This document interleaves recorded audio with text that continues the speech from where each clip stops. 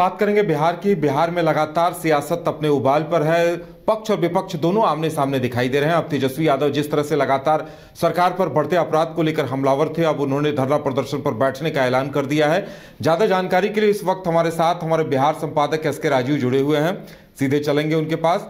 राजीव जी, जिस तरह से तेजस्वी सरकार पर हमलावर थे, कभी तालिबान राज कभी राक्षस राज की बात कह रहे थे, जेडीयू की तरफ से भी जवाब आ रहा था, लेकिन अब उन्होंने धरने पर बैठने का भी ऐलान कर दिया है। क्या कुछ कहा गया है उनकी तरफ से?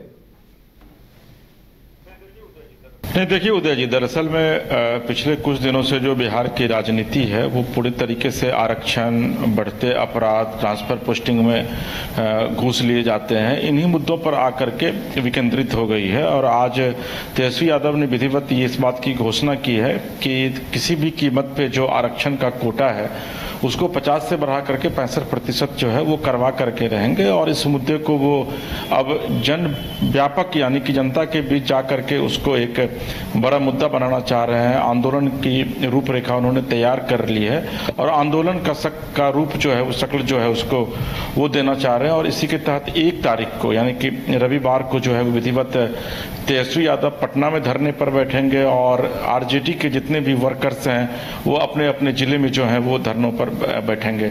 तो देखिए, असल में तेजस्वी यादव को ये चीज पता है कि बिहार में जो राजनीति है वो किस तरीके से उनको करनी है और आने वाले दिनों में, ताकि उनको उसका लाभ मिल सके। और यही वजह है कि आज न सिर्फ तेजस्वी यादव काफी एग्रेसिव थे कई मुद्दों को लेकर के, बल्कि उन्होंने सरकार को, खास करके नीतीश कुमार और बीजेपी को जमकर सुनाया भी और यह भी कहा कि अगर इसी तरीके से एनडीए शासन बिहार में करती रहेगी तो निश्चित तौर पर जो जनता है उनको उनका अधिकार जो है वो नहीं मिल पाएगा।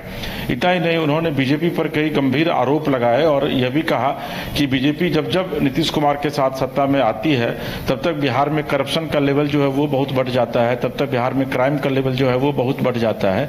और जब पिछली सरकार में ये लोग साथ हुआ करते थे उस समय बीजेपी के सपोर्ट से इन लोगों ने 15% जो है वो आरक्षण का दायरा बढ़ाया था, यानी कि 50 से बढ़ा करके 65% किया था, जिसको कि बाद में बीजेपी के ही नेताओं के द्वारा चैलेंज कोर्ट में करवाया गया और फिर अंत में हाईकोर्ट में जो है वो सरकार को करारी शिकस्त का सामना करना पड़ा। फिर जब सुप्रीम कोर्ट गए तो वहां भी सुप्रीम कोर्ट ने हाईकोर्ट के आदेश को कंटिन्यू कर दिया, जबकि संविधान ये कहता है कि जिसकी जितनी भागीदारी है उसको उतनी हिस्सेदारी जो है वो मिलनी चाहिए। तो ऐसी स्थिति में अगर 50% से बढ़ा करके आरक्षण का दायरा राज्य सरकार 65 कर रही है तो 15% और ज्यादा लोगों को फायदा मिलेगा। और ईडब्ल्यूएस में 10% सवर्ण को पहले ही मिल रहा है।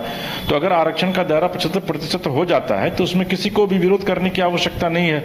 हालांकि तेजस्वी यादव ने यह कहा कि ये पूरी रणनीति जो है वो बीजेपी के द्वारा रची गई है और सुप्रीम कोर्ट ने जो भी फिलहाल इस पर फैसला सुनाया है, हालांकि सितंबर में इस पर सुनवाई भी होनी है, लेकिन इस मुद्दे को वो अब एक जन आंदोलन का रूप देना चाह रहे हैं। और यही वजह है कि वो 1 तारीख को विधिवत पटना में धरने पर बैठेंगे और पूरे बिहार में उनके कार्यकर्ता जो है वो जिला मुख्यालय पर धरना देंगे। जी उदय जी, बिल्कुल। इसके साथ साथ उन्होंने ममता बनर्जी को लेकर भी तीखे जवाब दिए हैं और उस पर भी सवाल उठाए जिस तरह से बीजेपी की तरफ से हमला किया जा रहा है। राजीव जी, देखिए, बीजेपी को ममता बनर्जी को उन्होंने डिफेंड करने की कोशिश की, चूंकि आपको याद होगा कि अमूमन तमाम मीडिया भी इस बात की चर्चा करती रही है कि तेजस्वी यादव जो है वो आरजेडी और कांग्रेस जो है वो ममता बनर्जी पर कुछ भी नहीं बोल रही है। तो आज तेजस्वी यादव से जब सवाल पूछा गया, इससे पहले भी सवाल पूछा गया था तो इस पर कन्नी काट लेते थे, लेकिन आज जब उनसे सवाल पूछा गया तो उन्होंने सीधे तौर पर कहा कि भाई जो स्थितियां हैं पूरे देश में, उत्तर प्रदेश में बलात्कार की घटनाएं होती हैं लेकिन उस पर है तौबा नहीं होता है, उत्तर बीजेपी शासित जितने भी राज्य हैं वहां पर इस तरह की घटनाएं होती हैं लेकिन है तौबा नहीं होता है। लेकिन अगर बंगाल में इस तरह की घटनाएं हुई है तो उसको बेवजह बीजेपी जो है वो इस तरीके से तूल पकड़ा रही है कि लगता है कि बीजेपी के शासित राज्यों में इस तरह की घटनाएं होती हो ही नहीं रही है और बेवजह ममता बनर्जी को जो है वो बदनाम करने की कोशिश बीजेपी कर रही है। वहां पर जो भी बीजेपी के लोग हैं वो जानबूझ करके इस पूरे आंदोलन को जो है वो इस पूरे मुद्दे को आंदोलन का रूप दे रहे हैं और आग में जो है वो घी डालने का काम कर रहे हैं, लेकिन उसमें वो बीजेपी सफल नहीं होगी। बीजेपी को अपने जो बीजेपी शासित राज्य हैं उन पर ध्यान देना चाहिए। तो ममता बनर्जी के पक्ष में आज तेजस्वी यादव जो है वो खुलकर उतरते नजर आए। जी उदय जी, चलिए राजीव जी, हमारे साथ जुड़ने के लिए और तमाम जानकारी देने के लिए आपका बहुत बहुत धन्यवाद। तो जिस तरह से अब तेजस्वी यादव ने जंग का ऐलान कर दिया है, देखने वाली बात यह होगी कि जनता क्या कुछ इत्तेफाक रखती है और जनता का रुख क्या दिखता है इन मुद्दों को लेकर।